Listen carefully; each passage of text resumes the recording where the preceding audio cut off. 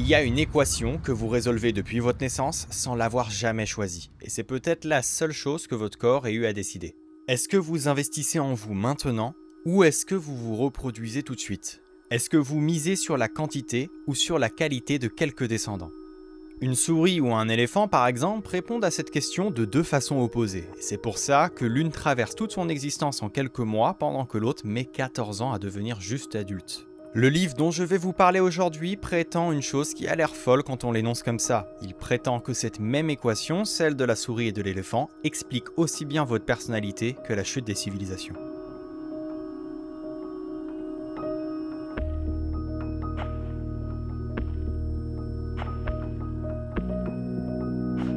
C'est un seul axe, une seule tension, et au bout de cet axe, on retrouverait à peu près tout ce que les sciences humaines essaient d'expliquer depuis 2 siècles sans jamais réussir à le relier. Ça s'appelle Life History Evolution. C'est une métathéorie biologique pour les sciences sociales, écrite par 5 mains d'experts, qui sont Hertler, Figueiredo, Panaherrera Aguirre, Fernandez et Woodley Hofmeni. Le livre a été publié en 2018 et chacun est bon dans son domaine d'expertise. Dans cette vidéo, je vais explorer le livre pas à pas. Il y a des couches qui sont plus solides, d'autres plus hypothétiques. On va monter marche par marche en partant de la biologie la plus basique pour finir par un règlement de compte avec la sociologie. Ce livre, c'est un énorme pavé, il fait presque 400 pages et il relie 18 penseurs sur 3 siècles pour montrer qu'ils tournaient tous sans le savoir autour d'une même idée. Donc je ne vais pas vous en faire le catalogue parce que ce serait indigeste. Je vais plutôt suivre un fil qui va de la cellule à la civilisation en m'arrêtant sur ce qui apprend vraiment quelque chose et en vous prévenant à chaque fois qu'un argument devient fragile. Je vous donne la théorie et vous jugez par vous-même. Je vais découper cette vidéo en plusieurs parties. La première, ce sera sur l'axe unique.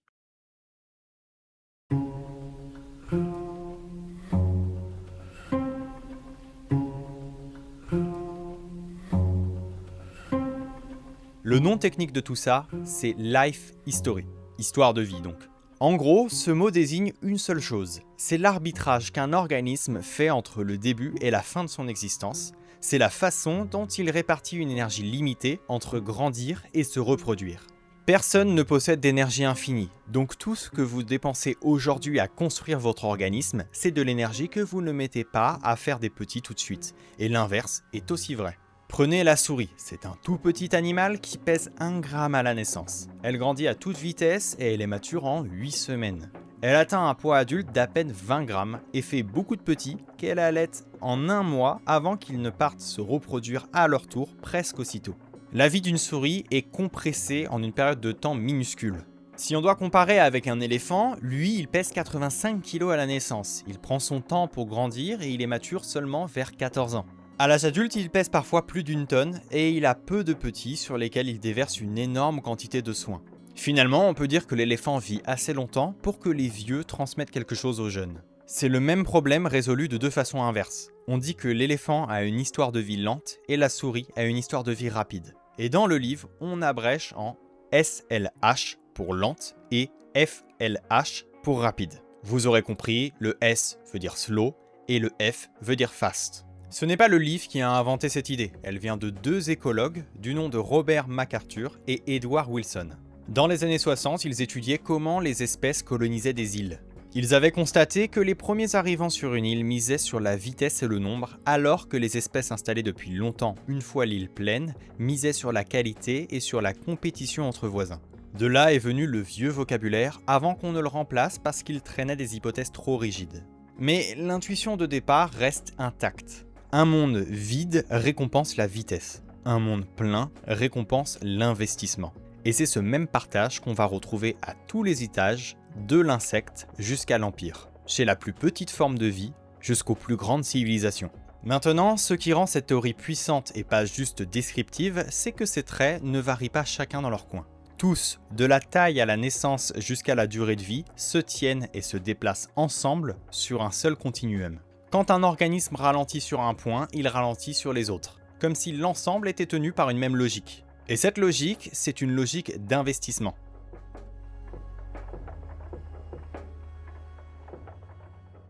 Prenez un cerveau volumineux, un cerveau qui contient beaucoup de neurones. J'avais fait un épisode là-dessus d'ailleurs en évoquant le cas des éléphants comme je le fais aujourd'hui. C'est un investissement lourd qui ralentit la croissance et qui coûte une fortune en énergie juste pour être construit et alimenté. En tant qu'espèce, vous ne rentabilisez cet investissement que si vous vivez assez longtemps pour en récolter les fruits. Alors, je donne un peu une image d'économie, mais c'est de la biologie au sens strict. Le corps a un budget d'énergie et il ne peut pas le dépenser deux fois. Pour les humains, une fille qui grandit dans un foyer stressé par exemple, avec un père absent, a tendance à avoir ses règles plus tôt. Comme si son corps lisait ce stress comme un signal que l'avenir est incertain et qu'il vaut mieux être prête à se reproduire au plus vite. Cette même énergie biologique est réorientée vers le présent au lieu d'être dirigée vers le futur. Et pourtant, personne n'a décidé ça consciemment. Et ce budget d'énergie, il est plus serré que ce qu'on imagine. Le cerveau humain à lui seul avale à peu près 20% de tout ce que brûle le corps au repos, pour un organe qui ne pèse que 2% du corps. C'est un gouffre, et un gouffre pareil ne se paie que si on vit assez longtemps pour qu'il rapporte, ce qui explique qu'un gros cerveau s'associe presque toujours avec une vie lente. Le même arbitrage se joue ailleurs, entre se défendre et se reproduire par exemple. Un corps qui met le paquet sur son système immunitaire pour durer, c'est de l'énergie en moins pour faire des petits tout de suite, et l'inverse est aussi vrai. À chaque fois, l'énergie n'est dépensable qu'une seule fois, et il faut répartir entre tenir ou transmettre. Et cette idée attrape aussi des choses humaines, que ce soit des traits de caractère ou des concepts. Prenez l'éducation, c'est l'exemple le plus parlant. Certains s'arrêtent à l'école primaire et d'autres empilent les diplômes jusqu'à 30 ans passés. Le moment où vous basculez de l'apprentissage vers le travail dépend de la durée de vie que vous anticipez, même sans en avoir conscience. Un doctorat, c'est un investissement différé de 10 ou 15 ans qui n'a de sens que s'il vous reste une longue vie stable pour le rentabiliser. Personne ne passe 15 ans à se former s'il pense mourir demain. Si vous passez un doctorat, vous avez donc une histoire de vie lente. Un diplôme, c'est un investissement différé qui n'a de sens que s'il existe un futur où on en récolte les fruits. Ce que les auteurs veulent faire comprendre avec ça, c'est que le cerveau, l'école et l'âge de la première naissance ne sont pas trois sujets séparés. Ce sont trois façons de répondre à une seule question: combien de temps je pense durer? Et ce temps est déterminé par des pressions écologiques et développementales. Un organisme qui anticipe une vie longue et stable peut se permettre de rester longtemps immature et de différer sa reproduction pour bâtir un capital qui rapportera plus tard. A l'inverse, un organisme qui anticipe une vie courte doit tout encaisser tout de suite. La durée de vie qu'on anticipe devient la variable qui commande toutes les autres. Donc le gros cerveau et la longue scolarité, c'est le même pari que la reproduction tardive. C'est le pari lent, celui qui mise sur un futur qui existera et qui vaudra le coup d'avoir attendu. La coopération suit la même règle. Vous ne construisez une réputation et vous ne montez pas une entreprise sur plusieurs années que si votre vie est assez longue pour que ces paris sur le lien social finissent par payer. Une existence trop courte ne laisse pas le temps de coopérer. Elle pousse à prendre ce qu'on peut tant qu'on le peut. La LHT prédit surtout une modification de l'horizon temporel et de certains investissements sociaux. Et cette modification a tendance à modifier la coopération. Cet axe, vous le vivez sans le savoir dans votre propre parcours. Et je le vis aussi. Tout le monde le vit. Regardez comme l'âge du premier enfant a reculé dans les pays développés. On fait des études de plus en plus longues et on repousse la parentalité vers la trentaine, parfois au-delà. Pour certains, c'est juste une lubie de l'époque, mais pour nos auteurs, c'est le versant humain du ralentissement. Une population qui allonge son investissement dans chaque individu parce que le milieu la récompense pour ça. La même logique qui sépare la souris de l'éléphant sépare une société où on fait des enfants à 16 ans d'une société où on en fait à 35. Et ça se passe sans que personne n'ait rien décidé. Ce continuum, celui qui va de la souris à l'éléphant, c'est de la biologie établie. C'est mainstream. Personne de sérieux ne conteste ça. Alors oui, il y a encore certains biologistes qui contestent l'axe unique. C'est la simplification qui est utile, mais pas totalement consensuelle. Mais l'idée de l'allocation limitée entre croissance, maintenance et reproduction fait consensus. Les auteurs du livre ont juste troqué le vieux vocabulaire contre rapide et lent, mais le socle reste le même, et il est solide. Ça, c'est la fondation du livre. Et à partir de cette fondation, il va essayer de construire tout un édifice qui aide à comprendre toutes les sciences sociales. Ok, on vient de voir la partie 1, c'est la plus fondamentale. On a expliqué le continuum et l'axe unique. Maintenant, on passe de l'espèce à vous.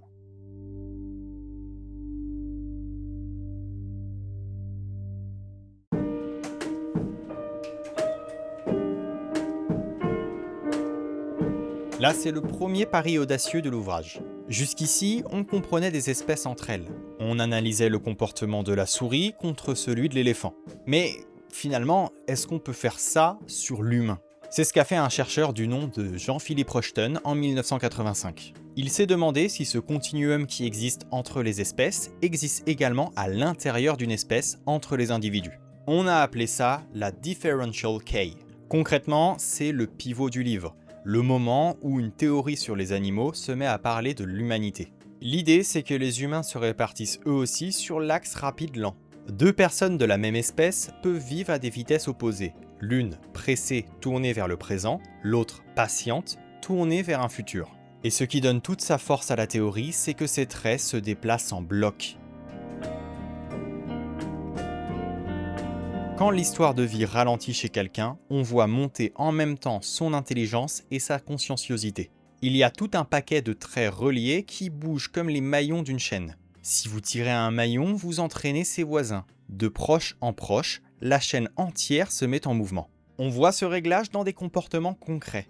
Une orientation rapide pousse à saisir le gain immédiat et à entrer plus tôt dans la sexualité, quitte à multiplier les partenaires plutôt qu'à miser sur un seul lien durable. Une orientation lente fait l'inverse. Elle pousse à épargner et à bâtir une réputation qui ne paiera que dans plusieurs années. Avant d'être des choix moraux, ce sont deux façons de répartir la même énergie entre le présent et le futur, et selon le monde où on grandit, l'une ou l'autre devient la réponse gagnante. Cet axe chez l'individu, on a fini par le mesurer pour de bon. Figueiredo et son équipe ont construit un indice, le facteur K, qui agrège le rapport au risque et la façon de se protéger dans le temps, et qui place chaque personne quelque part entre le pôle rapide et le pôle lent. Ce qui frappe, c'est que des traits qu'on croirait indépendants se tiennent ensemble. Quelqu'un de prudent avec sa santé, par exemple, aura tendance à l'être aussi avec son argent et avec ses relations. Le livre parle de traits d'histoire de vie psychologique pour dire ça. L'idée est qu'au-dessus des variables biologiques de départ, l'humain a développé toute une couche mentale qui suit la même partition rapide-lente. Il y a 7 grandes variables biologiques qui sont identifiées.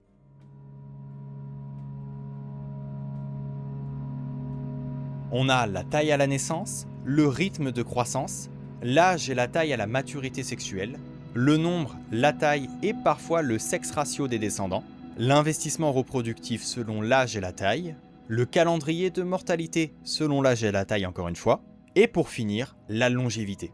Cet axe est théorique, mais il prédit également des choses qu'on voit dans la vie. Du côté rapide, on l'a dit, on vit pour le présent, quitte à entrer tôt dans la sexualité et à prendre des risques que le stratège lent n'oserait pas prendre. Du côté lent, on temporise et on ménage son corps comme un capital qu'on veut faire durer dans le temps.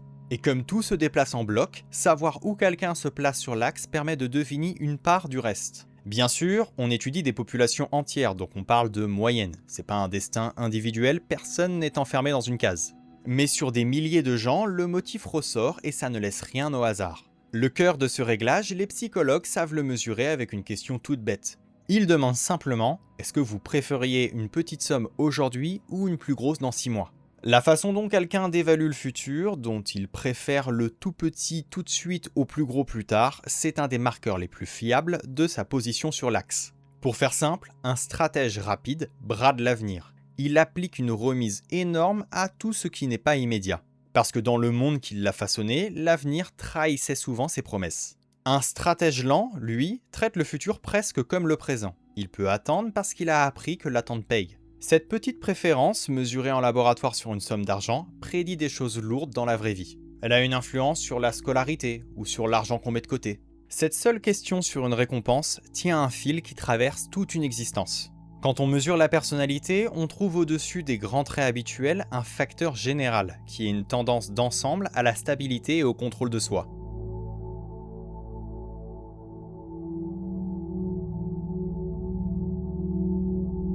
Figueiredo a montré que ce facteur partage une base génétique avec les traits d'histoire de vie, comme s'il n'y avait pas d'un côté la personnalité et de l'autre le tempo de vie, mais une seule chose vue sous 2 angles. Les auteurs interprètent cette covariance compatible avec un facteur commun. La personnalité lente et la vie lente seraient 2 noms pour le même réglage profond. Quand vous décrivez quelqu'un de posé et de fiable, vous ne décrivez pas seulement son caractère, vous décrivez aussi la vitesse à laquelle tout son organisme a été réglé pour vivre. Le livre range dans cette lignée un géant de la psychométrie qui s'appelle Raymond Cattell, celui qui a séparé l'intelligence en deux, d'un côté l'intelligence fluide qui est la capacité à résoudre des problèmes nouveaux, et de l'autre l'intelligence cristallisée qui est le stock de savoir qu'on accumule avec les années. Cette distinction colle parfaitement à l'histoire de vie, parce que l'intelligence fluide monte très vite jusqu'à l'âge de 20 ans, puis décline aussitôt, alors que l'intelligence cristallisée se bâtit sur des années et tient beaucoup plus longtemps. C'est exactement le genre d'investissement différé qui n'a de sens que dans une histoire de vie lente. Cattell a légué autre chose à la théorie, l'idée qu'une bonne part de ces différences se transmet, que l'esprit a une hérédité au même titre que le corps. C'est ce double héritage, celui de l'esprit et celui des gènes, qui en fait un ancêtre direct de tout le programme qu'on étudie aujourd'hui. Mais il y a un passage encore plus fort dans le livre, c'est la relecture de John Bowlby. Bowlby, d'ailleurs j'espère que ça se prononce bien comme ça, c'est le père de la théorie de l'attachement. C'est un pilier de la psychologie qu'on enseigne dans tous les manuels. Il a décrit comment le lien entre le nourrisson et la mère se construit, et surtout, il a décrit l'attachement insécure, ces enfants qui ne développent pas de lien stable avec leur figure parentale. Pour lui, cet attachement est une pathologie. C'est un signe d'un lien qui aurait dû se former, mais qui a manqué. Il considérait certains patterns d'attachement comme problématiques dans le développement. Bien sûr, ce n'est pas quelque chose d'absolu, la théorie de l'attachement ne se réduit pas à ça.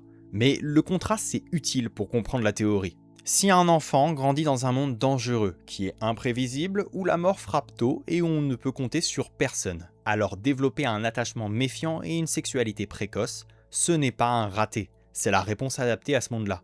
L'enfant lit son environnement et cale sa stratégie dessus.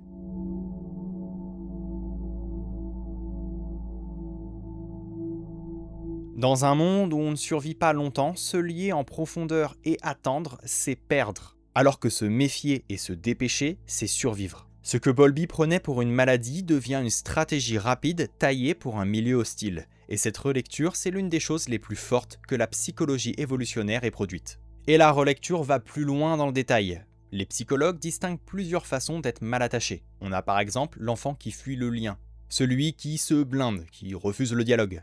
A l'inverse, il y en a d'autres qui s'accrochent au lien avec beaucoup plus d'angoisse. Si on traite ces comportements comme des pathologies, ce sont automatiquement des ratés. Pourtant, si on les voit comme des stratégies d'histoire de vie, ce sont deux façons de gérer un même monde peu fiable. Pour l'enfant qui se blinde ou qui fuit le lien, ce n'est en attendant rien de personne pour ne jamais être déçu. Pour l'enfant qui est angoissé, c'est en surveillant sans cesse le lien pour ne pas se le faire arracher. Aucune n'est le bon développement. Chacune est une réponse calibrée sur ce que l'enfant a appris de son environnement dans ses premières années. Ce réglage précoce se répercute ensuite sur toute la vie, sur la façon d'aimer et d'élever à son tour ses propres enfants, ce qui transmet la vitesse d'une génération à la suivante par le seul canal de la petite enfance. En vérité, ce que je viens de décrire tient plutôt bien au niveau de l'individu, mais c'est plus faible au niveau du groupe. Le lien entre le tempo de vie, la personnalité et l'intelligence chez les individus se mesure et il existe. C'est tout un ensemble de traits qui fonctionnent ensemble, comme s'il y avait un facteur commun. Nous apportons des preuves qu'un facteur commun unique, le facteur K, sous-tend une variété de paramètres d'histoire de vie. Ces paramètres se manifestent notamment dans les comportements sexuels et reproductifs, l'investissement parental, les relations longues et les comportements sociaux. Notre programme de recherche utilise la modélisation par variable latente pour mettre en évidence cette structure commune, puis examine sa validité psychométrique et sa composante génétique. L'hypothèse est donc que ces comportements apparemment distincts ne varient pas indépendamment, mais constituent les manifestations coordonnées d'une stratégie d'histoire de vie plus générale.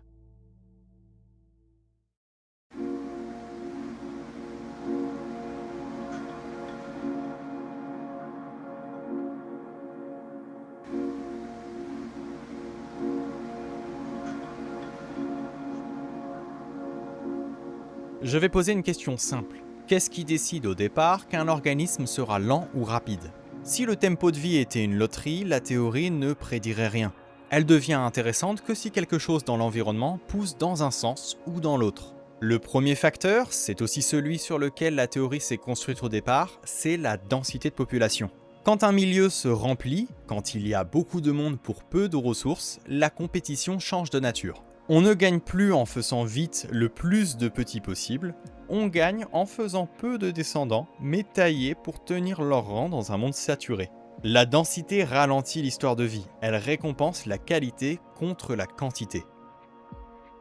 Lorsque la densité de population est faible, ce qui correspond à une forte disponibilité des ressources, une croissance rapide peut être soutenue. Mais lorsque la densité de population augmente et se rapproche de la capacité maximale du milieu, le régime de sélection change. Il favorise alors un déplacement stratégique vers un nombre plus faible de descendants, dotés d'une capacité compétitive supérieure et capable de s'assurer l'accès aux ressources restantes. À ce stade, la compétition dépendante de la densité pour les ressources s'intensifie et, en réponse, la population subit une pression évolutive en direction d'un mode de reproduction davantage sélectionné. Ce mode K privilégie la qualité compétitive plutôt que la simple quantité.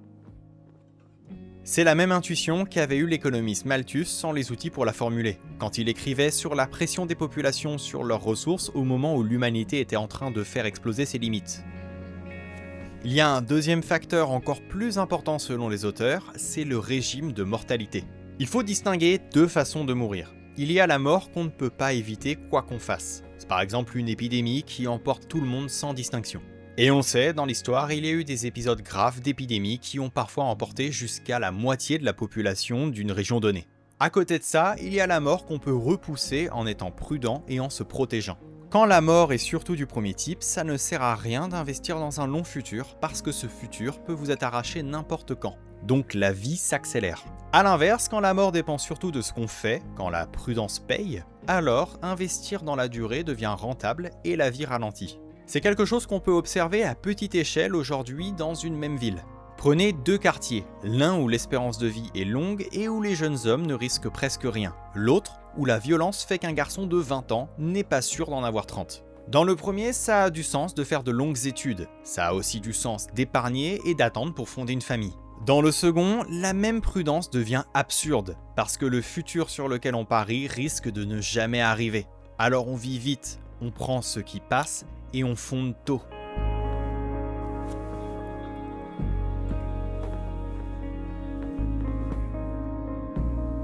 On a longtemps lu ces différences comme des problèmes de culture ou de valeur, et le livre propose de les lire d'abord comme des réponses rationnelles à un horizon de vie. Et c'est ça la clé, si on change l'horizon, on change le comportement, sans avoir besoin de faire la morale à personne. Les biologistes distinguent les deux façons de mourir, et la distinction éclaire tout. Il y a la mort qui vient du dehors, celle qu'on ne contrôle pas, et il y a la mort qui vient du dedans, celle qui dépend de l'usure du corps et de la façon dont on le ménage. Plus la part extrinsèque est élevée, moins il est intelligent d'entretenir avec soin un organisme qui peut s'interrompre du jour au lendemain. C'est pour ça qu'une souris qui risque d'être mangée ne s'embarrasse pas d'un corps qui est fait pour durer, alors qu'un éléphant, que rien ne menace une fois adulte, investit dans un organisme qui tient des décennies. L'humain applique la même règle sans le savoir et son horizon de mort, qu'il soit vécu ou juste ressenti, règle la vitesse à laquelle il vit. Pour voir à quoi ressemble une mort qui frappe au hasard, il y a le travail d'un historien et anthropologue qui s'appelle John Landers. Il a passé sa carrière sur la démographie des villes avant l'ère industrielle. Landers résume des forces qui écrasaient ces populations sous une vieille image, les 4 cavaliers, la famine, la peste, la guerre et la mort. Dans son livre sur la mort et la métropole, il montre que la mortalité de Londres entre 1670 et 1830 ne s'explique pas par les revenus mais par la maladie. La ville devient un foyer d'infection permanent qui tue à tous les âges. Une population qui vit sous les 4 cavaliers ne peut pas se permettre de miser sur le long terme. Elle est poussée vers le rapide par la structure même de sa mortalité. Au XVIIIe siècle, Richard Price, un pasteur et mathématicien, met des chiffres sur la théorie. Price a construit ce qu'on appelle des tables de mortalité. Il a compté combien de gens meurent à chaque année et il a comparé ces courbes entre la ville et la campagne, entre le temps de paix et le temps de guerre, entre l'abondance et la famine. Ça peut paraître technique, mais c'est un tournant, parce que le jour où on sait à quel âge les gens meurent en moyenne, on peut calculer combien coûte une rente pour une veuve ou une pension pour un vieillard, et c'est là que naissent les assurances. Un de ses contemporains lui reprochait de traiter la population comme un bilan comptable, avec des gains d'un côté payés par des pertes de l'autre. Et le reproche est révélateur, parce que c'est le genre de calcul froid qu'une société lente finit par institutionnaliser. Ce détail relie deux choses qu'on croit sans rapport. L'assurance, la rente et la pension, ce sont des inventions de sociétés qui vivent assez vieilles et assez stables pour que parier sur l'avenir de quelqu'un ait du sens. Une société où l'on meurt jeune et au hasard n'a pas besoin d'actuaires, elle a besoin de guérisseurs. La table de mortalité de Price, c'est le symptôme d'un monde qui a ralenti au point de pouvoir mettre le futur en équation et de le vendre par contrat. Parmi ces 4 cavaliers, celui qui nous parle le plus à notre époque, c'est la guerre. Et là, un anthropologue, Lawrence Kinley, a fait sauter un mythe qui traîne depuis Rousseau. Selon sa philosophie, on imagine l'homme avant l'État comme un être paisible que la civilisation aurait corrompu. Kinley a regardé les archives et les données de terrain et il a trouvé tout l'inverse. Dans son livre sur la guerre avant la civilisation, il montre que la part des hommes qui meurent au combat est beaucoup plus haute dans les petites sociétés sans État que dans les nations modernes. Au XXe siècle, avec ces 2 guerres mondiales, la part d'hommes d'Europe et des États-Unis morts dans les conflits reste sous les 1%. Chez les Jébusis en Papouasie-Nouvelle-Guinée, elle monte à 8,3% et chez les Jivaro d'Amazonie, elle atteint 59%. C'est énorme. Les Maoris perdaient jusqu'à 17% de leurs hommes à la guerre, ce qui est bien plus que les 1,9% d'Athènes à Marathon ou les 3,7% de l'Union à Gettysburg. Tout ça, ce n'est pas qu'une question de mort. Kinley a aussi mesuré la part de la population qu'une société envoie se battre. L'Empire romain mobilisait 2% de ses hommes, alors que les Mahinga en Papouasie en envoyaient 40%. C'est un niveau que toutes les nations modernes n'atteignent que dans leur pire crise, comme la France qui a mobilisé 43% de ses hommes pendant la Première Guerre mondiale, ou l'Allemagne, 32% pendant la Seconde. Le monde avant l'État n'était pas un jardin de paix, c'était un monde à mortalité violente. Le genre de monde qui pousse l'histoire de vie vers le rapide et qui ne laisse pas le temps de miser sur 30 ans de tranquillité. L'auteur a aussi analysé à quelle fréquence ces sociétés se battaient, et le contraste est net. Beaucoup de petites sociétés vivaient dans un état de raid quasi permanent, une guerre presque chaque année, là où un état moderne traverse de longues décennies de paix entre 2 conflits. Une vie où on peut être tué à chaque saison, c'est le prototype même du monde qui fabrique des stratégies rapides, parce que la prudence et l'investissement de long terme n'y sont jamais récompensés, et même c'est pire, ils y sont punis.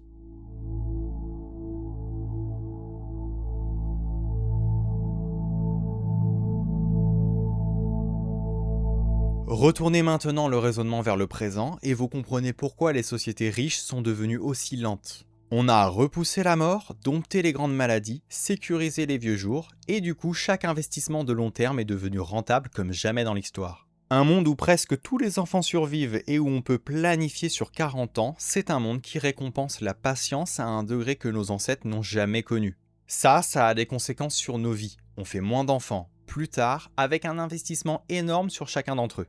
À ça s'ajoute le climat et les parasites, 2 pressions que le livre prend au sérieux. Un milieu chargé de maladies favorise certaines stratégies. Un climat qui oblige à stocker pour l'hiver récompense la prévoyance et pousse vers le lent. Chaque milieu écrit sa propre équation et sélectionne les stratégies qui y répondent le mieux. Les parasites méritent qu'on s'arrête une seconde sur eux. Un milieu saturé de maladies ne se contente pas de tuer, il change le calcul reproductif. Si une part de vos enfants sera emportée par une infection quoi que vous fassiez, la meilleure réponse peut devenir d'en faire plus et plus tôt plutôt que de tout miser sur 1 ou 2. Le livre relie même la charge en pathogène à la façon dont les groupes s'ouvrent ou se ferment aux étrangers. Parce qu'un étranger, c'est aussi un porteur de microbes inconnus. Là où la maladie rôde, la méfiance envers le dehors n'est pas un défaut moral, c'est une prudence qui a payé pendant des millénaires. Le climat froid et létal a aussi droit à son hypothèse. L'idée, c'est qu'un hiver rigoureux pose des problèmes qu'un climat tropical ne pose pas. Il faut anticiper la saison morte et stocker de quoi tenir pendant des mois, sinon on ne passe pas l'hiver. Un milieu pareil récompenserait la prévoyance et la capacité à résoudre des problèmes nouveaux, et pousserait les populations qui y vivent vers le ralentissement et vers une intelligence moyenne plus élevée. C'est une théorie qui avait été développée par Gerison, puis reprise par Richard Lynn pour expliquer les différences de quotient intellectuel entre les populations dans le monde. C'est cohérent avec le reste, mais ça repose sur des reconstructions qui sont considérées comme fragiles et qui ne font pas l'unanimité en science. Ça reste une hypothèse cohérente qu'on peut ranger dans les pistes intéressantes. L'humain n'est pas un jouet passif de son environnement, il modifie le milieu qui va ensuite le sélectionner. On invente l'agriculture, on bâtit des villes, et chacune de ces constructions change les pressions qui pèsent sur nous. Une société qui bâtit des institutions stables fabrique elle-même l'environnement lent qui va récompenser les stratégies lentes, qui vont à leur tour renforcer les institutions. C'est une boucle. L'environnement façonne les gens et les gens façonnent l'environnement. Les deux se tirent dans la même direction sur plusieurs milliers d'années. Les auteurs insistent beaucoup sur un point que les sciences sociales sous-estiment presque toujours, c'est que les populations évoluent plus vite qu'on ne le croit. On a tendance à imaginer l'évolution comme un truc qui prend des millions d'années, alors que quelques milliers d'années de pression dans les mêmes directions suffisent à déplacer les moyennes d'une population entière. Les 10 000 dernières années, celles de l'agriculture et des sociétés denses, ont poussé certaines populations vers un ralentissement qu'on n'avait jamais vu auparavant. Et c'est ça que le livre veut expliquer. L'histoire elle-même se joue au niveau du sol et des microbes. L'idée, c'est que l'histoire, ce sont des grands hommes et de grandes idées, mais qu'avant tout, c'est l'écologie par le sol, le climat et les microbes qui permet de l'expliquer.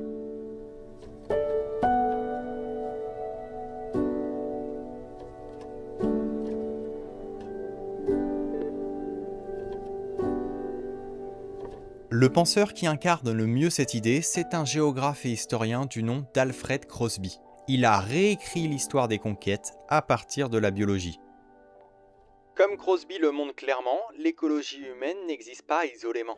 Toutes les sociétés humaines sont entourées et pénétrées par toute une micro-communauté d'autres animaux et de plantes. Suivant le concept de biote porte-manteau de Crosby, nous désignons ces assemblages d'espèces comme des assemblages porte-manteaux symbiotiques. La leçon brillamment originale de Crosby est que les sociétés humaines sont situées au sein de contextes microécologiques géographiquement délimités et qu'en association avec les nombreuses espèces avec lesquelles elles sont coévoluées, elles tendent à partager le destin de leur assemblage écologique respectif. L'expansion de certains groupes humains n'a été rendue possible que par l'extension d'assemblages d'espèces non humaines qui les accompagnaient. Il part d'un fait qu'on oublie souvent. Avant 1492, l'expansion européenne échouait presque partout. Les Vikings n'ont jamais tenu au Vinland, trop peu nombreux pour fonder une colonie. Et là-bas, ce sont eux qui tombaient malades face aux maladies locales et sous les attaques des populations natives. Les croisés non plus n'ont pas tenu au Levant, malgré des armées beaucoup plus grandes parce que le paludisme les fauchait et parce qu'en face, les sultanats avaient le même niveau de complexité qu'eux. L'Européen perdait quand il tombait sur un adversaire aussi solide que lui sur le plan écologique. Ce qui change après cette date, ce n'est pas le courage ou le génie européen, c'est le terrain. Quand les Européens tombent sur des îles isolées ou sur un continent coupé du reste du monde depuis des millénaires, ils arrivent sur un pactage de microbes et d'espèces contre lesquels personne en face n'a de défense. La conquête se fait d'abord par la maladie, et l'épée ne fait que ramasser ce que l'épidémie a déjà abattu. C'est ce que Crosby appelait le bagage biologique que l'Europe transportait sans le savoir, et c'est lui, plus que les armes, qui a vidé tout un continent.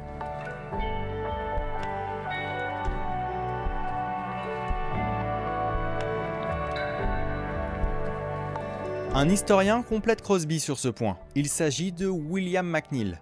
Il a fait de la maladie une force de l'histoire à part entière. McNeill décrit comment chaque grande civilisation a fini par apprivoiser ses propres épidémies, par payer un lourd tribut en mort jusqu'à ce que la population survivante porte ses microbes sans en mourir. Et le jour où cette civilisation en rencontre une autre qui n'a pas à payer ce tribut, ces maladies deviennent une arme qu'elle n'a même pas besoin de dégainer. La rencontre entre deux réservoirs de microbes qui ne s'étaient jamais mélangés, c'est souvent ça qui décide de l'histoire, bien plus que les batailles qu'on retient dans les manuels. On voit le même mécanisme en plus petit avant même l'Amérique. Quand le Portugal et l'Espagne prennent des îles isolées comme Madère ou les Canaries, ce n'est pas la supériorité des armes qui décide, c'est que la perturbation écologique ouvre la voie, les espèces et les maladies venues d'ailleurs déstabilisent le terrain avant même que le conquérant ne s'y installe. Là où l'écologie locale tenait bon, l'Européen calait, et là où elle s'effondrait, il prenait racine.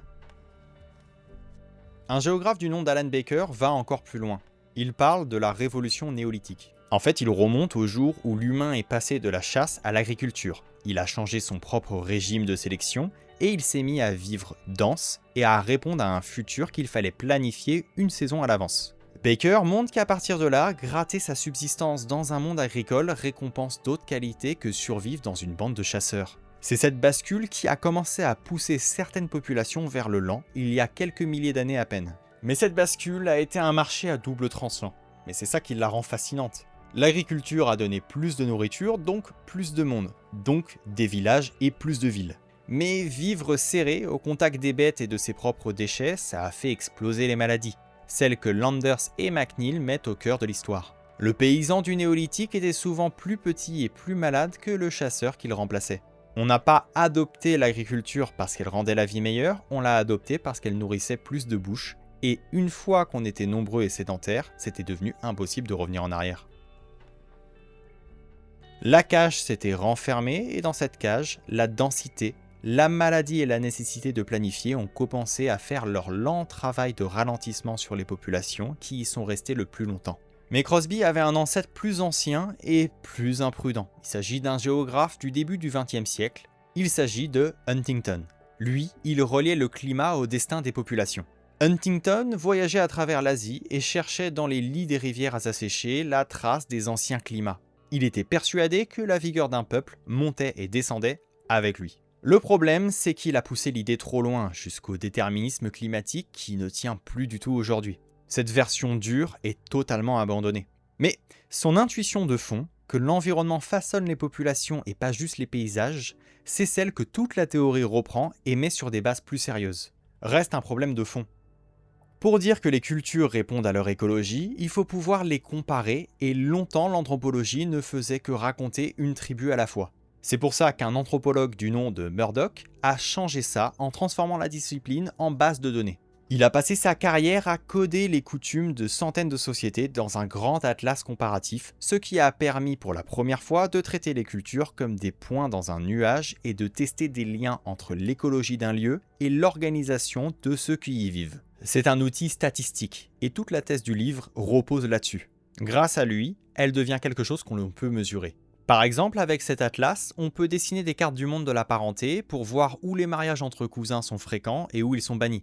Ce qu'on constate, c'est que la structure de parenté colle à l'écologie et au tempo de vie d'une région. C'est ce qui donne le genre de régularité que la théorie prédit. Et ce que ça raconte, ce n'est pas neutre. Là où la terre est rare et le travail est dur, on trouve des familles serrées et un contrôle strict de qui épouse qui. Là où les ressources sont éparses, on trouve des liens plus lâches et des unions plus fluides. Et ça, ce sont des réponses à une équation écologique. L'Atlas permet de voir à l'échelle de la planète, plutôt qu'une tribu à la fois, comment ça fonctionne. La parenté elle-même, ce qu'on croit être le plus culturel, le plus arbitraire, se met à obéir au tempo de vie d'un lieu.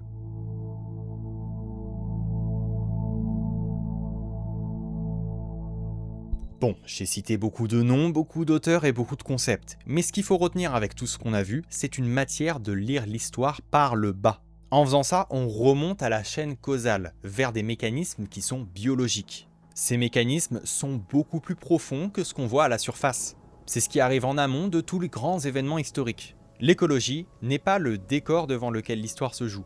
C'est un des acteurs principaux et souvent le plus décisif. Pour continuer avec cette image, on pourrait même dire que l'écologie, c'est le réalisateur du film de l'histoire de l'humanité.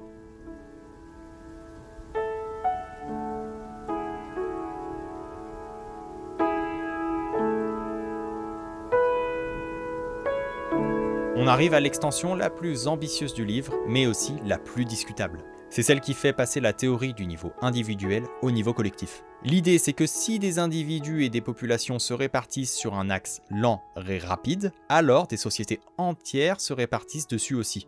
En l'occurrence, la vitesse moyenne d'une société explique sa forme et son destin.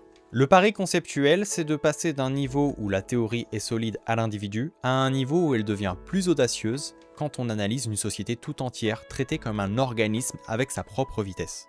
Il est vrai que rien ne garantit qu'une régularité trouvée chez des individus se retrouve telle qu'elle à l'échelle d'une société. C'est même le genre de saut qui fait déraper beaucoup de théories. Une société lente, c'est une société qui a investi à long terme. Elle développe la division du travail, elle crée des métiers pointus et des institutions qui durent dans le temps. Elle invente des concepts comme le droit et les assurances, tout un appareil qui exagère la stabilité dont elle jouit déjà. C'est comme une colonie d'insectes sociaux avec ses castes, une société lente et énorme en productivité parce qu'elle mise sur la division du travail, chacun fait une petite partie d'un tout que personne ne pourrait faire seul. De cette productivité sortent la richesse et l'ordre, ces choses que les sciences sociales voient comme des biens.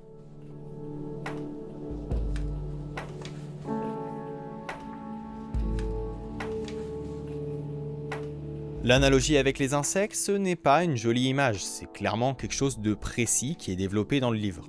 Une fourmilière fonctionne comme un seul organisme, dont les fournis seraient des cellules, chacune spécialisée, aucune capable de survivre seule.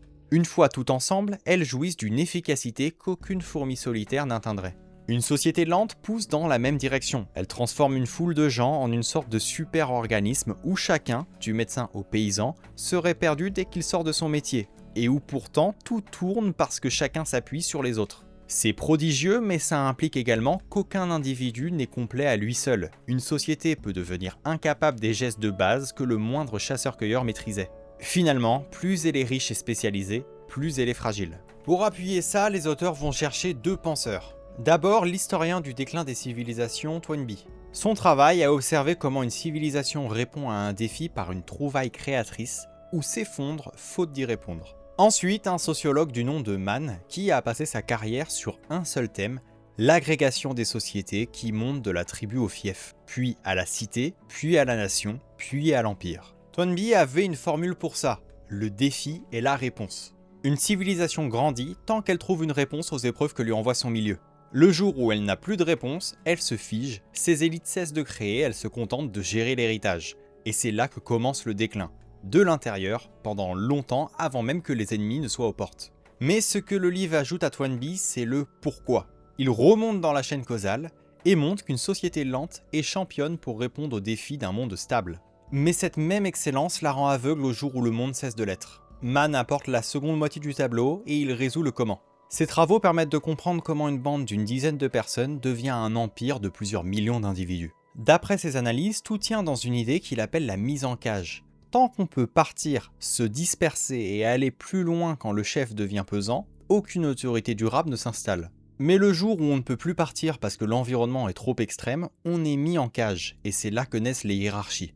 La complexité sociale n'a pas été choisie parce qu'elle était belle, elle a été subie parce que les gens ne pouvaient plus fuir. Et une population coincée qui doit coopérer sur le long terme, c'est le terreau même d'un ralentissement. La cage fabrique le lent, autant que le lent renforce la cage. Mais la société lente a une faiblesse cachée, et c'est là que le récit devient intéressant. Le spécialiste est fragile. Les individus sélectionnés pour une histoire de vie rapide sont des généralistes. Ils exploitent les ressources immédiatement disponibles, répondent rapidement aux menaces extérieures et ne dépendent pas excessivement de systèmes coopératifs d'échange réciproques ni d'une quelconque stabilité écologique. Les individus sélectionnés pour une histoire de vie lente sont au contraire des spécialistes qui dépendent de la stabilité écologique et sociale et des bénéfices différés qu'elle permet. Réputation, éducation, formation, épargne, planification et investissement notamment. Cette spécialisation rend les sociétés extrêmement productives grâce à la division du travail, mais elle crée aussi des vulnérabilités. Lorsque les interdépendances d'une société à histoire de vie lente sont détruites, ces spécialistes perdent rapidement leur avantage. Comme une fourmi pot de miel qui n'a plus de liquide à stocker, ou une fourmi chargée de bloquer une porte lorsqu'il n'y a plus de porte à bloquer. Un individu spécialisé peut soudain voir le métier qu'il exerçait avec tant d'efficacité perdre toute sa valeur après avoir sacrifié à son développement des capacités plus générales. Plus une société investit dans des rôles pointus qui dépendent les uns des autres, plus elle est efficace tant que le monde reste ce qu'il était. Malheureusement, elle devient démunie le jour où le monde change. Le généraliste qui est médiocre en tout s'en sort à peu près partout. Le spécialiste excellent en une seule chose est le roi dans son milieu, et un mort-vivant dès que ce milieu disparaît. La force et la fragilité ici, c'est la même chose vue de deux moments différents. Le stratège lent, qui a sacrifié toutes ses capacités générales pour cultiver une compétence pointue, perd sa valeur d'un coup si le monde qui donnait un sens à cette compétence s'écroule. Quand sa niche est détruite, ce sont les stratégies rapides, plus généralistes et plus adaptables qui reprennent l'avantage. On peut citer l'exemple des murs de Constantinople qui ont tenu des siècles avant de tomber. Cette chute, ce n'est ni un échec de l'évolution, ni son absence. C'est un renversement du vent de la sélection. C'est un retournement auquel la pression sélective a toujours été soumise. C'est un exemple parfait qui montre comment l'écologie et les pressions de sélection agissent sur l'histoire. Le livre donne d'autres exemples de ces retournements. Quand aucune catastrophe ne vient tout balayer d'un coup, le climat fait le travail à petit feu. C'est le cas pour les Mayas des Basses-Terres pendant le réchauffement médiéval, dont les cités se sont vidées à mesure que les puits devenaient imprévisibles. Ailleurs, ce sont des siècles de décomposition interne, un lent pourrissement que décrivait Toynbee quand une civilisation cesse de répondre à ses défis et laisse ses élites tourner à vide. Une société lente, c'est une horlogerie fine, et une horlogerie fine, quand on lui retire une pièce, elle ne ralentit pas, elle s'arrête de fonctionner. On l'a vu avec la chute de Rome, un ingénieur qui savait tracer un aqueduc, un juriste qui maniait le droit, tout ce savoir pointu ne valait plus rien dans un monde redevenu rural et violent. La compétence qui sauvait la vie était redevenue le fait de tenir une lance et de nourrir les siens. Les généralistes ont hérité de la terre, pas les experts. Et il a fallu des siècles pour reconstruire les conditions qui redonnaient un sens à la spécialisation. Un historien pousse cette idée encore plus loin que les autres. Il s'agit de William McNeill, celui qui a écrit une histoire du monde à grande échelle et une histoire des épidémies.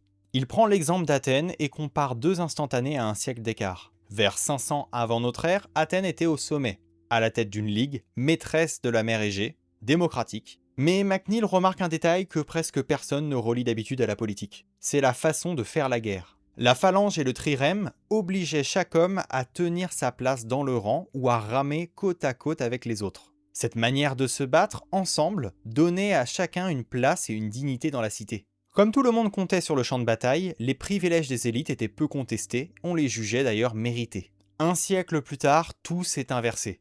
Athènes est passée sous la coupe de Sparte de la démocratie à l'oligarchie, de celle qui perçoit le tribut à celle qui paye. McNeill décrit ce basculement comme une lente perte de cohésion. La confiance laisse place à la méfiance et chacun se replie sur soi. On finit par confier la politique à des professionnels et la guerre à des mercenaires, plutôt que de s'en charger soi-même. La cité se fragmente en spécialistes qui ne se doivent plus rien.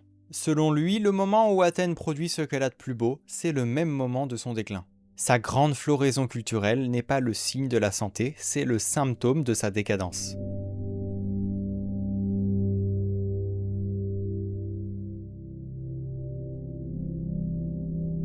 Les civilisations peuvent être comparées à des chaînes de montagnes qui s'élèvent au cours des âges géologiques pour être ensuite lentement mais inexorablement rongées par les forces de l'érosion jusqu'au niveau de ce qui les entoure. À l'échelle beaucoup plus brève de l'histoire humaine, les civilisations sont elles aussi sujettes à l'érosion lorsque disparaît la constellation particulière des circonstances qui avaient provoqué leur essor. Tandis que les peuples voisins s'élèvent à de nouveaux sommets culturels en empruntant aux réalisations de cette civilisation ou en réagissant à elle. L'image de McNeill dit quelque chose de difficile. Ce qui fait grandir une civilisation, c'est un noyau serré, austère, où chacun dépend des autres et se sait utile. Et de ce noyau jaillit pour un bref moment la fleur de la culture et du raffinement. Mais la fleur consume la tige. À mesure que la société s'enrichit et se spécialise, le lien qui tenait tout le monde ensemble se relâche. Chacun se replie sur son intérêt et l'édifice s'érode par le dedans longtemps avant même qu'un ennemi ne le pousse. Le sommet de l'art et de la pensée arrive souvent juste avant la chute. Et ce n'est pas un hasard, c'est parce que c'est la même énergie qui nourrit la floraison et qui dissout la cohésion. Pour lui, le déclin n'a pas besoin d'un envahisseur. Une société lente et raffinée porte en elle le germe de sa propre dissolution. Il suffit d'attendre que ça commence. Et on a du mal à ne pas retourner ce miroir vers nous. Nos sociétés sont les plus lentes que l'espèce n'ait jamais produites. Ce sont les plus riches, les plus spécialisées, mais aussi les plus douces. Leurs institutions amortissent absolument tout. Il y a un expert pour chaque problème. La culture est diverse et a fleuri comme jamais. Si on prend au sérieux la grille de McNeill et surtout mise en balance avec les théories des auteurs, cette abondance-là n'est pas le signe de notre réussite. Elle pourrait être aussi le symptôme du moment où la tige se change en fleur, où le lien qui tenait tout le monde ensemble commence à se distendre au profit des intérêts particuliers. Mann parle de bazar ordonné. Il constate que l'histoire est pleine de particularités et d'accidents, mais qu'au milieu de ce fouillis, on retrouve quand même une certaine régularité dans la manière dont les sociétés se forment et exercent le pouvoir. La théorie de la life history fournit une partie du mécanisme qui les produit. Les auteurs proposent que les différences moyennes d'histoire de vie entre populations peuvent expliquer pourquoi certaines populations développent plus facilement certaines formes d'organisation sociale. Ils expliquent justement qu'ils peuvent partiellement expliquer les mouvements le long de ce continuum à partir des variations d'histoire de vie. Mann décrit une régularité sociologique, le livre essaie d'ajouter une cause biologique et évolutionnaire sous cette régularité. Le sociologue observe le motif, l'évolution propose le mécanisme.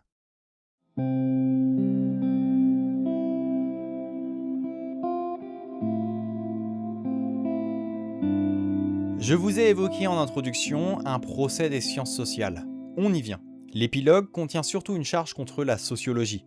Il commence déjà par dire que lent ne veut pas dire supérieur, et rapide ne veut pas dire arriéré. Chaque stratégie est une adaptation à un milieu, avec ses coûts et ses bénéfices. Chaque organisme agit en fonction de son écologie, comme on l'a déjà vu plus tôt. Elle n'a de valeur que par rapport à l'environnement pour lequel elle a été taillée. Une stratégie rapide dans un monde dangereux, c'est la bonne réponse. Et une stratégie lente dans un monde stable, c'est aussi la bonne réponse. Il n'y a pas de meilleur en soi, il y a juste des milieux adaptés à des contextes.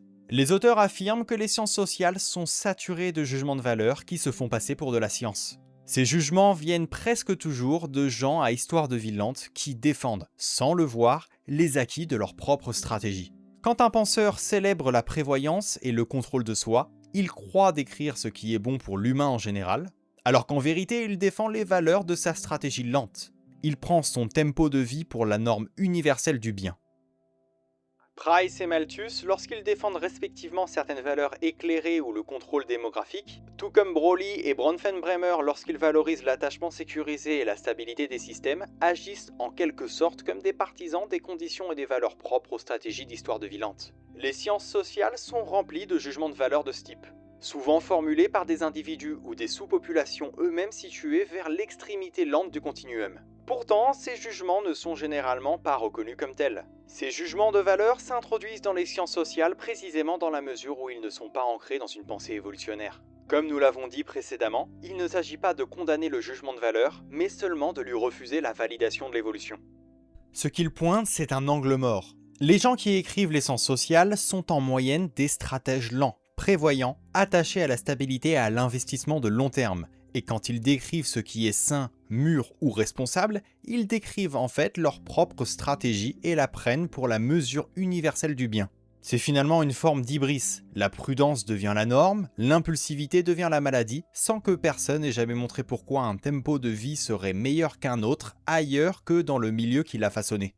Le jugement moral s'est déguisé en constat scientifique. Le tout se glisse dans les sciences sociales dans la mesure où elles ne sont pas ancrées dans la pensée évolutionnaire. De fait, on ne peut pas dire que ces jugements de valeur sont scientifiques. Ce sont seulement des points de vue. Le reproche de fond que le livre adresse aux sciences sociales, c'est qu'elles ont une mission commune qui est d'expliquer l'humain et la société. Mais aucun socle partagé n'existe pour le faire. Il n'existe aucune théorie de base d'où l'on pourrait faire descendre les autres et faire ordonner les causes.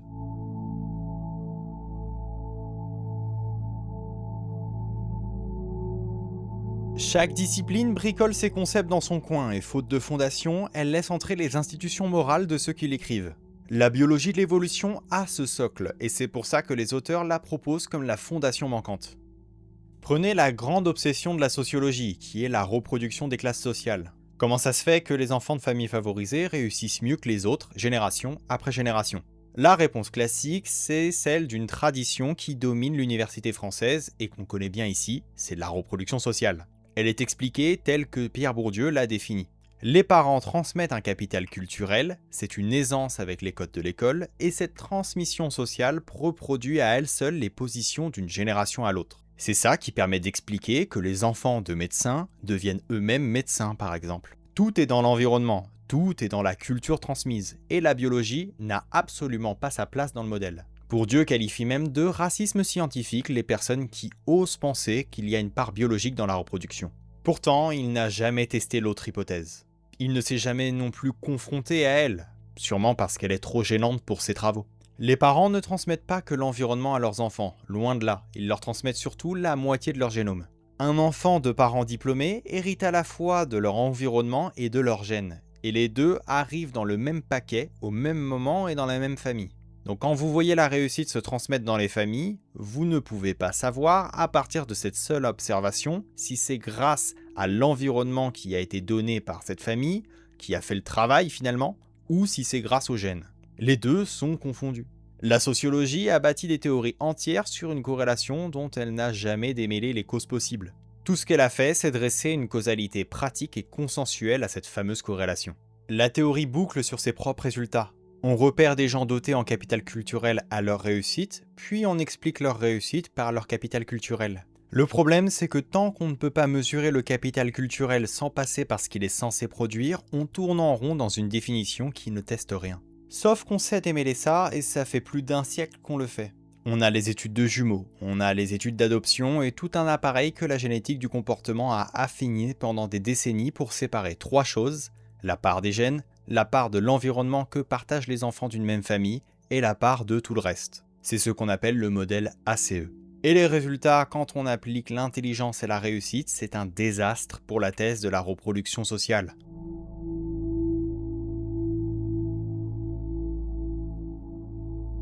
Ce que la société fait primer, c'est l'environnement partagé. Pourtant, sa part s'effondre à mesure que l'enfant grandit. Chez l'adulte, l'héritabilité de l'intelligence tourne autour de 80%, pendant que l'effet de l'environnement familial partagé tend vers presque rien. La variable sur laquelle la sociologie a tout misé, c'est celle qui explique le moins une fois qu'on a séparé tout ce qui était confondu. Désormais, on sait lire l'ADN lui-même et en tirer un score, une estimation à partir des seuls gènes de la tendance de quelqu'un à aller plus loin dans les études. En 2026, ce score reste modeste, il ne prédit qu'une part de la réussite, mais il existe. Il se calcule sans jamais regarder le milieu, ni l'école, ni le revenu des parents. C'est l'ADN qui compte et c'est tout. On ne peut donc plus dire que tout ce qu'on attribuait aux gènes n'était qu'un reflet caché de l'environnement, puisqu'on tient là un signal qui vient de la molécule elle-même. La position sociale a une composante que l'on peut lire dans le corps avant même que la vie sociale ait commencé. Les sociologues vont vous répondre que, d'accord, mais l'environnement compte quand même. Regardez, les enfants avec plus de livres à la maison réussissent mieux. Sauf que ces mesures d'environnement, ce n'est pas de l'environnement pur. Des parents à haut niveau cognitif fabriquent un foyer stimulant parce qu'ils sont comme ça. Ils transmettent en plus à leurs enfants les gènes qui vont avec. Ce sont deux effets d'une même cause, et compter les livres pour expliquer la réussite, c'est encore confondre la conséquence des gènes avec la cause de la réussite. C'est une corrélation gène-environnement. Ça, c'est le cauchemar méthodologique de toute la sociologie de l'environnement, parce que la plupart des variables qu'elle prend pour des causes environnementales sont en partie le reflet des gènes des parents. Le livre pousse ça jusqu'au bout avec un dernier psychologue du nom de Bronfenbrenner. C'est celui qui avait dessiné l'enfant au centre des cercles d'influence, de plus en plus larges de la famille jusqu'à la société entière. Les auteurs gardent le schéma mais le retournent.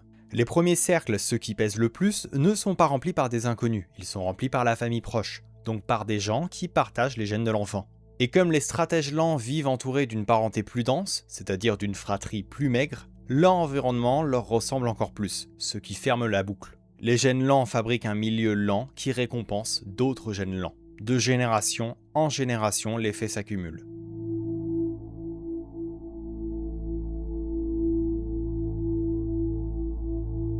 Et ça, c'est le modèle qui s'oppose le mieux à la reproduction sociale. Il a le mérite d'avoir été testé au lieu d'être seulement postulé. L'erreur de la sociologie de la reproduction n'est pas seulement politique. Pierre Bourdieu disait que la sociologie était un sport de combat. En ce sens, il n'était pas neutre. Mais ça va plus loin, sa méthodologie elle-même est biaisée, et c'est pour ça qu'on peut en parler à froid.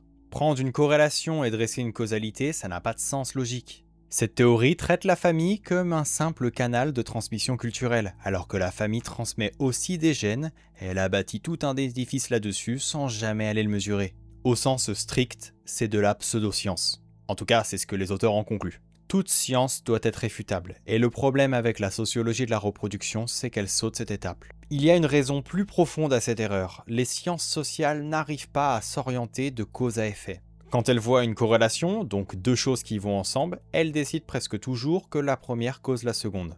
Jamais on entend dire que la seconde cause la première. Par exemple, la pauvreté cause forcément l'échec scolaire, jamais l'inverse. Une théorie évolutionnaire, elle, impose une direction. Elle dit quel trait est en amont et quel résultat est en aval. Et elle le dit de façon à ce qu'on puisse le tester.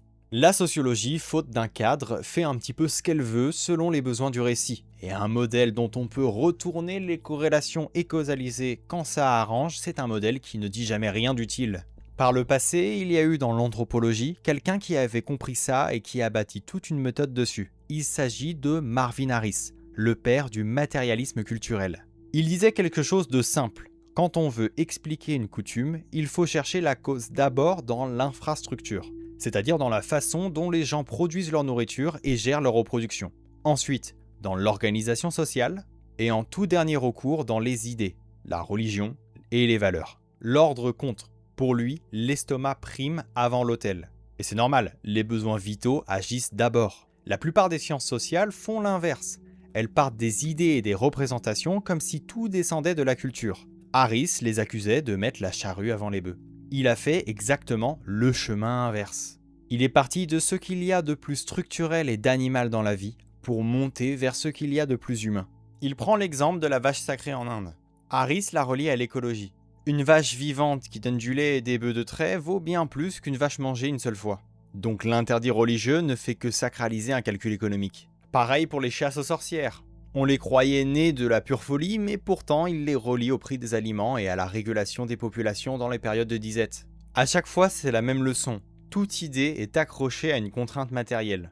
Harris fait avec la culture ce que la théorie de l'histoire de vie fait avec les classes. Il refuse de s'arrêter à l'explication par les idées, il descend chercher la cause dans le sol, dans la nourriture et dans la démographie. Là où la sociologie de la reproduction dit que les codes culturels se transmettent et se suffisent à tout expliquer, Harris et le livre qu'on étudie répondent que ces codes sont eux-mêmes des réponses à des contraintes plus profondes. Et on n'a rien expliqué tant qu'on n'est pas descendu jusqu'à elles. Ce que fait Harris, c'est la même bataille qu'on a vue tout à l'heure. Celle de la cause matérielle contre la cause culturelle, menée sur deux terrains différents. Le livre remet tout ça dans le cadre de l'histoire de vie, ce qui referme la boucle. Les grandes études de mobilité sociale montrent en surface un flux permanent, des gens qui montent et qui descendent selon leur classe sociale d'une génération à l'autre, et pourtant la structure des classes, elle, ne bouge presque pas, comme si quelque chose rappelait sans cesse les familles vers leur niveau de base. Pour les sociologues, c'est ce qu'ils appellent un flux constant, sans jamais expliquer pourquoi le fond ne bouge pas. D'ailleurs, ils ne sont pas non plus capables de tracer une origine de la rigidité sociale. La bourgeoisie a pris le pouvoir un jour, mais on ne sait pas vraiment quand. On ne sait pas non plus comment, c'est juste que c'est comme ça. Pour eux, c'est un mécanisme inconscient, ils avouent à demi-mot ce que dit le livre. La théorie des auteurs dans Life History Evolution, c'est exactement ça, c'est l'idée que tout est inconscient. Les stratégies de vie, ce n'est pas quelque chose qu'on décide au jour le jour, c'est quelque chose qui est ancré en nous. La stabilité des classes a un substrat qui se transmet par la biologie, parce que les traits qui prédisent la position sociale comme l'intelligence et la conscienciosité, ce sont des traits d'histoire de vie qu'on suit depuis le début. Et ces traits ont une grande part génétique. Le livre va chercher un sociologue qui s'appelle Goldthrop. Lui, il voulait que la sociologie devienne une science des populations en continuité avec les sciences naturelles. Et là, on le prend carrément au mot. La branche des sciences naturelles capable de réaliser son rêve, c'est l'histoire de vie.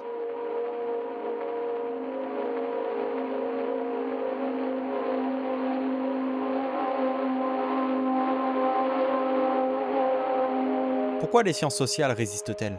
Si l'explication par l'histoire de vie est aussi puissante, pourquoi la majorité des sciences sociales la rejettent d'entrée, souvent même sans la lire ? Les auteurs identifient 3 peurs, et aucune des 3 n'est une raison scientifique.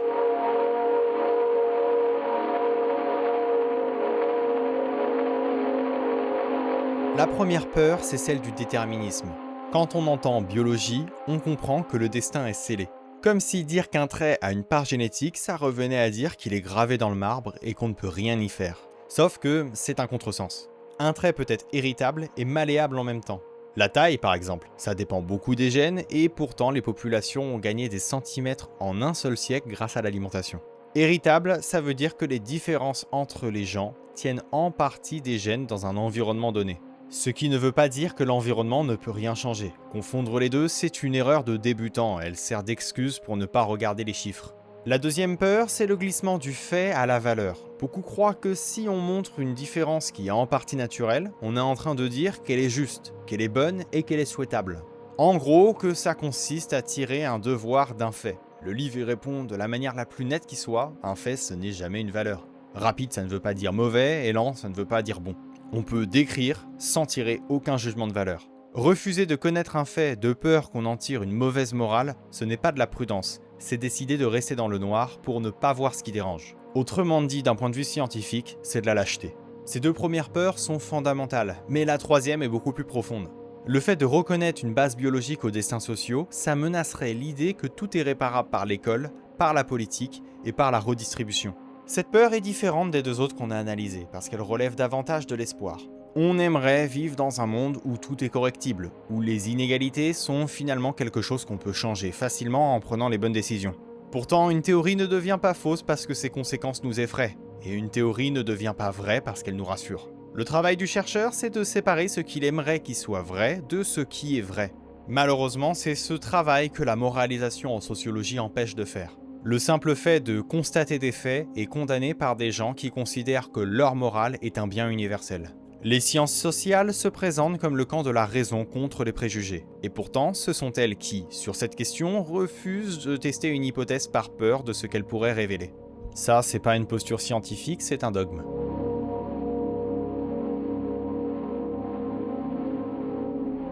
Le vrai courage intellectuel, ce n'est pas de choisir son camp à l'avance. C'est de suivre les études là où elles nous mènent et de se faire son propre avis ensuite, même quand ça part sur quelque chose d'inconfortable.